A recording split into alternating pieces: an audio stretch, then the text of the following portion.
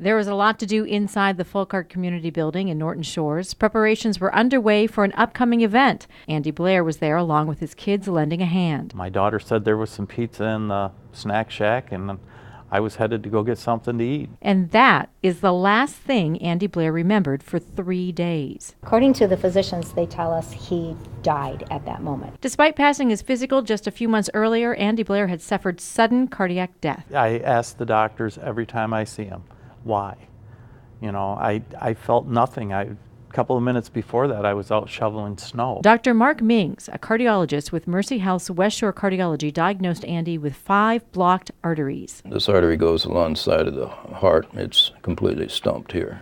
See that? It's completely blocked off. Dr. Mings says only 15% of severe coronary heart disease patients like Andy never show symptoms. One day, their heart just stops. You've got about 5 minutes from the time that your heart stops until somebody restarts it, where you can have a reasonable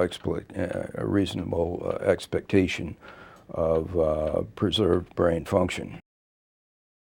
And the only way to restart your heart is by shocking it.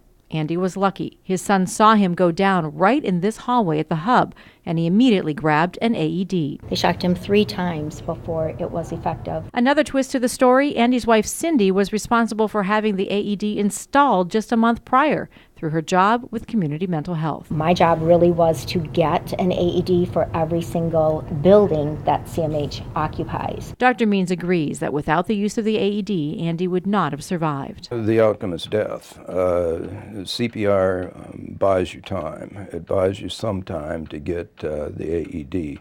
Still extremely important to get the shock from the AED very rapidly. That's the only thing that's going to turn this around. Andy is now recovering from having 5 bypasses and is thankful for the device that helped to save his life.